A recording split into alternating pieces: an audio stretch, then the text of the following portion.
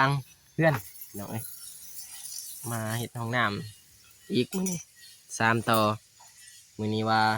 สิเทพี่น้องเทคานเลยมื้อนี้ก็ซื้อหินมาพี่น้องก่อนอื่นก็ ครับสวัสดีเด้อพี่น้องเมิดสุขุสุขคนบ่ว่าจะเป็นภายในหรือว่าต่างประเทศครับสบายดีพี่น้องเข้าสู่ช่องบ่าวสายชาแนลพี่น้องเอ้ยมื้อนี้บ่าวสายก็อยู่เรือนอยู่ซ่านพี่น้องเอ้ยก็ ซื้อหินกำลังซื้อหินพี่น้องแล้วก็ปูนสอบหนึ่งพี่น้องเอ้ยทางเงินแม่ไม้เพิ่นให้มาตั้งแต่สุดๆก่อนแหละพี่น้องเอ้ยก็พอดีหมดเลยพี่น้องซื้อปูนแล้วก็ประตูกังกะซีพี่น้องพอดีหมดอยู่บอนซื้อหินมื้อนี้แล้วก็ปูนพี่น้องเอ้ยบ่าวสายก็เลยอัปเดตพอดี ยังมีแต่ไม้นี่แหละพี่น้องเอ้ยไม้ก็บางทีก็ทางแม่ทางอายเบาเตี้ยงเพิ่นให้เงินให้แม่พี่น้องเอ้ยให้มา 2,000 บางทีก็สิซื้อไม้ถ้าแม่ไม้เพิ่นให้มาอีกมื้ออื่นก็บางทีก็สิซื้อปูนพี่น้องแล้วก็สิซื้อ ผ้าโบกผ้าหยังนั่นแหละพี่น้องเอ้ยกับดินบล็อกก่ออ่างบนท้ายพี่น้องยังทันก่อซ้ำก่ออ่างบนใส่ปากวิดพี่น้องเอ้ยอ่ะก็มีแต่เบาสายก็สิเอาลงหินทางเบามิกเพิ่นก็อยู่หลังคาพี่น้องเอ้ยเพิ่นเอาลงบ่ได้แล้วก็มีพี่อ้ายคนนึงมาช่วยพี่น้องทางนี้แหละสบายดีเด้อเพิ่นมาทางพัวพี่อ้ายแหละซื้อเพิ่นมาช่วยเป็นอีกแรงกับเบามิกแล้วก็เบาสายจะไปสบายดีเบามิกก่อนแล้วเบาสายจะเอาลงหินพี่น้องเอ้ยกับพี่อ้ายเฮ็ดนี่นะครับเบามิกสบายดีเด้อเบามิกพี่อ้ายสบายดี เนาะมีอีกแรงมื้อนี้พอดี3 คนพี่น้องมื้อนี้ว่าสิตีแบบแล้วก็เทเลยพี่น้องไปเดี๋ยวเบาสายเสาลงหิน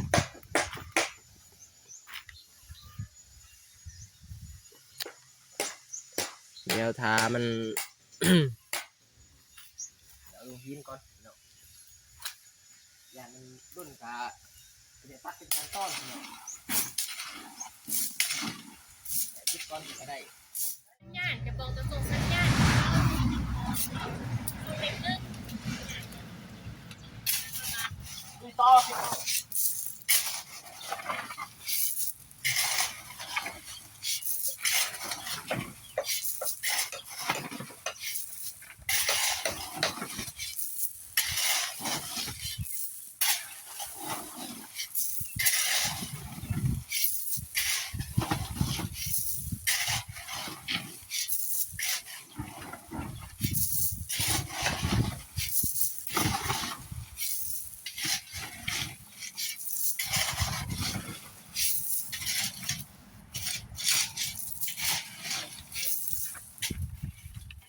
เต็มหลบตายเต็มเลยสำมัน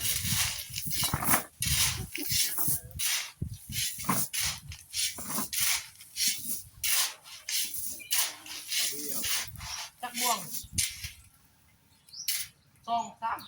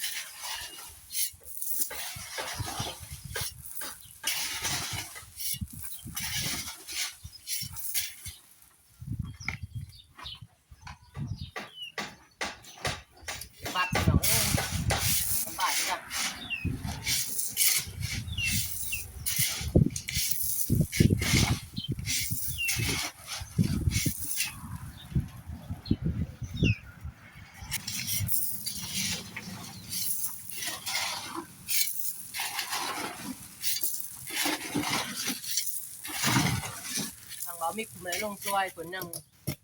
อยู่ลังคาพี่น้องเอาสายลงคนเดียวก่อนลงขาจะบริสุทธิ์แบบแล้วเยี่ยมมาก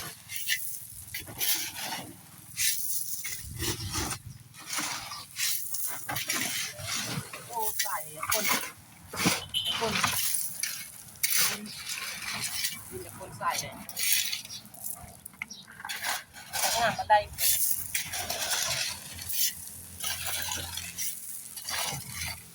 มียิงหน่อยยิงใหญ่ต้มเลย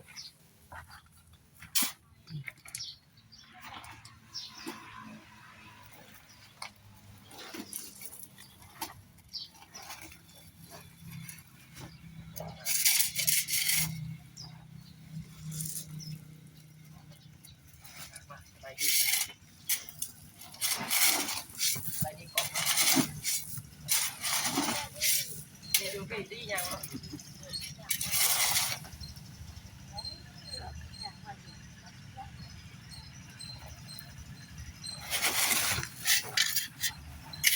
แม่ฉันมาแต่เงินบุญมาดีเด้อแม่มาดีแม่ลูกมาดีมาแต่เงินบุญเพื่อน ใหญ่ปุ๊บใหญ่ปุ๊บ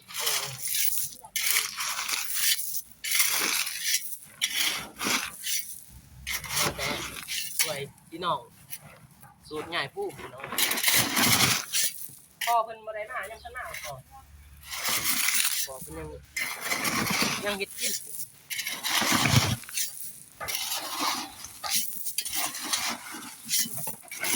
เอาเอาไปแล้วนิดนึงเฮ้ย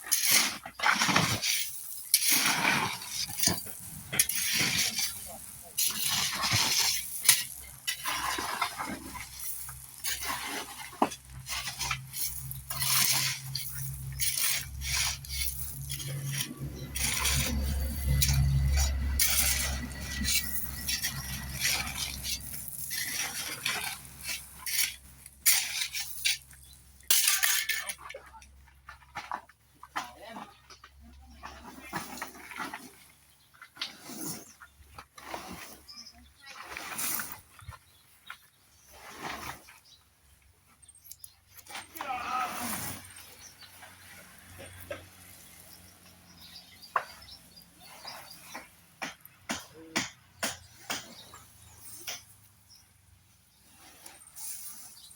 นี่นักเตะ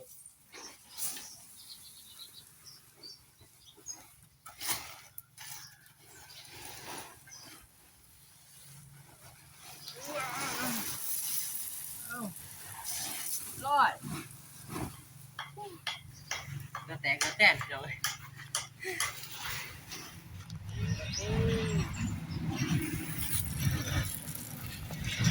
พี่น้องเสร็จสมบูรณ์มันนี่มีแต่เสาหิน ใส่ปูนผสมทาทั้งบอมิกเพิ่นตีแบบแล้วพี่น้องเพิ่นยังตีแบบไปเบิ่งบอมิกเพิ่นตีแบบก่อน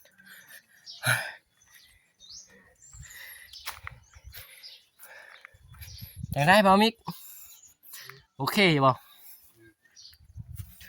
ไหนได้พี่น้องเอ้ย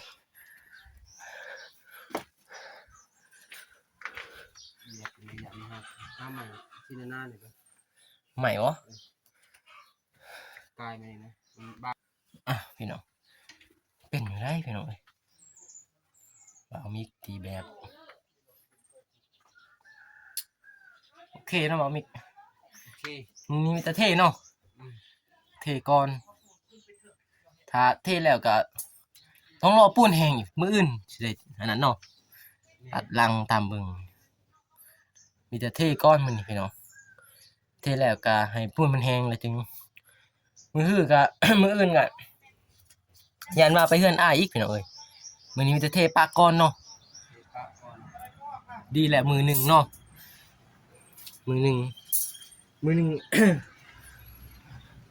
ที่ปูนแห้งกับมือที่ซอง ก็การ กอันนั้นเลย ไต่ไปนะประกาศไต่ ตัดลังเลยพอมือนี้มือเท่มืดมือพี่น้องมือนี้บ่าวมิกแล้วก็พี่อ้ายแล้วก็บ่าวซ้ายเท่3คนมือนี้พี่น้องอาจสิไหวอยู่บางทีเพราะว่ามืออื่นก็ยานค่าอีกไปสวยทางอ้ายบ่าวเอานุ่งอีกเนาะอยู่พุ่นแหละหอยดำพุ่นแหละพี่น้องบ่าวซ้ายก็สิได้ไปกับบ่าวมิกมื้ออื่นเพราะว่าอ้ายสิได้ย่อนำบ่าวมิกเนาะ โดย มื้ออื่นเพิ่นย่อเนาะ ย่อ เพิ่นย่อเซาเฮือนพี่น้องบ่าวซ้ายกับบ่าวมิกก็สิได้ขึ้นไปอีกบ่ได้เฮ็ดอีกพอดีแหละเทมื้อนี้ให้ปูนมันแห้งก็พอดีเพราะว่ามื้ออื่นก็ถ้าอยู่ก็รอปูนแห้งอีกมันก็สิเสียเวลาอีกพี่น้องพอดีแหละได้ขึ้นไปพุ่นอีกดีได้ซอยอ้ายอีกแรงหนึงพี่น้อง แป้งใหม่เบิ่งก่อนสัก ไม้ตัวใดไม้นี่บ่ อันหักคอแต่ละออกมาให้มันได้มือพอปะพูดหักแต่ออกมาเลย เฮาไปเนาะ บอกแล้วเอาตัวนี้ขึ้นป้าเทิงขึ้นตีมันหักออกนี่บ่ หักออกนะไปเอาตัวนี้ขึ้น ตัวนี้บ่ ไก่กันเนี่ย บ่าวใส่กับเป็นหวัดพี่น้องเอ้ยอย่าติดกับบ่าวมิกเพิ่นแหละเพราะว่าบ่าวมิกเพิ่นก็เป็นหวัดเป็นไข้บ่าวใส่ก็เสียงเปลี่ยนเป็นหวัดช่วงนี้อากาศอยากเป็นเปลี่ยนเนาะบ่าวมิกเนาะมีแต่บ่อยากสบายปานใดพี่น้องเอ้ยว่าอาการมันเปลี่ยนแปลงสภาพอากาศนี่แหละ อันนี้เรามูนเพิ่งเอาใส่ มูนเนาะ มูนเป็นไหม โอเคดึงขึ้นเลยได้บ่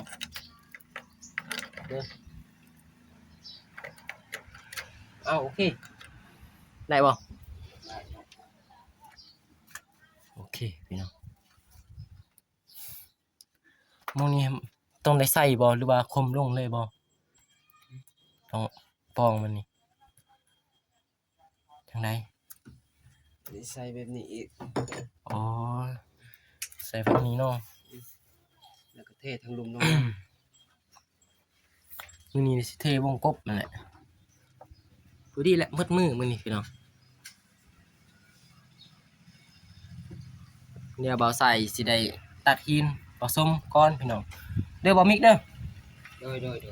เดี๋ยวเบาใส่ตักหินใส่น้ำปะก่อนเดี๋ยวบ่มิกตีแล้วผสมเลยเนาะผสมเทเลยพี่น้องอ่ะเดี๋ยวใส่ตักหินก่อนพี่น้องนี่แต่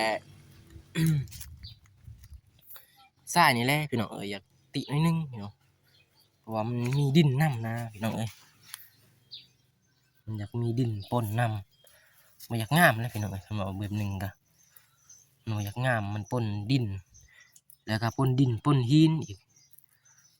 โอ้ขัดสำเทนได้อยู่พี่น้องแต่ถ้าโบกนี่น่าจะได้ต้องอีกพี่น้องต้องไหวหินครบชุดบัดนี้พี่น้องจะลงมือแล้วมื้อนี้นี่ทางบ่าวมิกเพิ่น พิ่นใครแน่เพิ่นเป็นสร้างแน่พี่น้องสิว่าสร้างกับบ่สร้างพอไปได้มาได้พี่น้องกับเบาสายก็เฮียนไปเรื่อยๆเลยพี่น้องเฮียนกับเบามิกเพิ่นเคยเฮ็ดเฮือนมาแล้วพี่น้องเอ้ย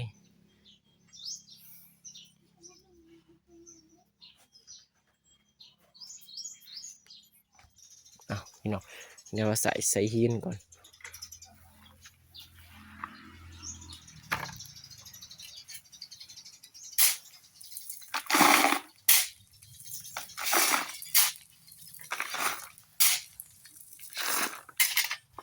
จะคู่นี่สิใส่ประมาณหาเนาะ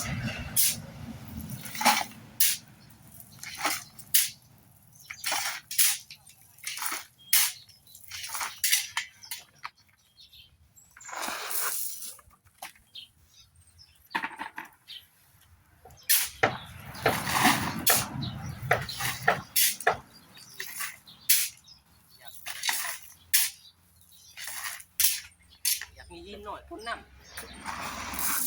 ตามเลย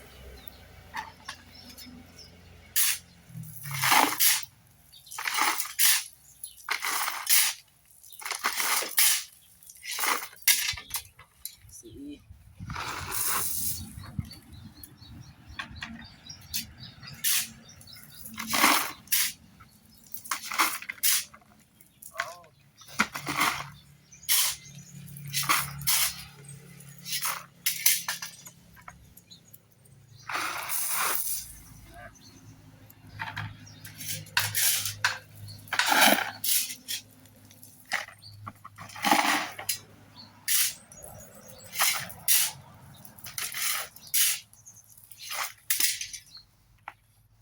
ปุ๊บออกก่อน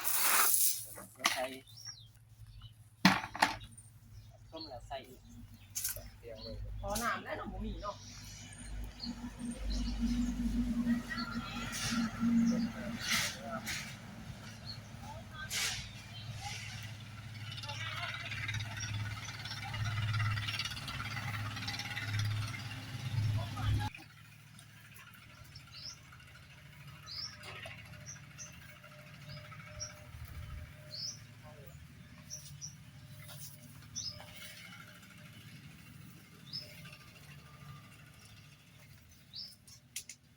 ใส่น้ำทอนหนึ่ง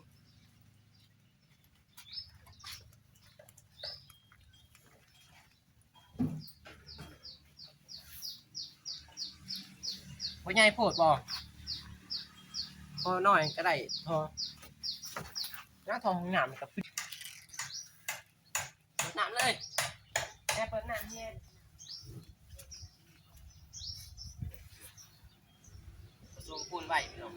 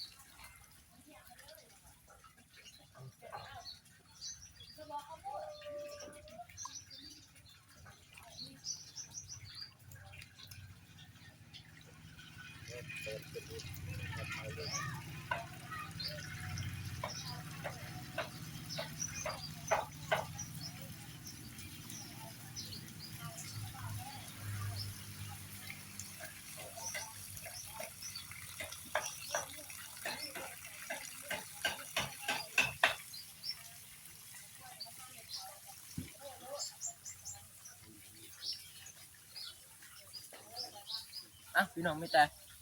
รอทาทางปูนมีกินน้ำก่อนพี่น้องมีแต่จะได้จบคลิปก่อนแล้วอัปเดตทางสองบาวมิกด้วยพี่น้องกาก่อนอื่นกาขอมกขอบใจทางแม่ไม้เด้อที่ฝากเงินมาเฮ็ดห้องน้ำให้พ่อกับแม่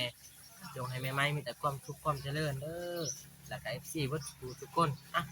คลิปนี้ขอตัวลาไปก่อนพี่น้องพบกันในคลิปหน้าคลิปนี้ขอกล่าวคำว่าสบายดี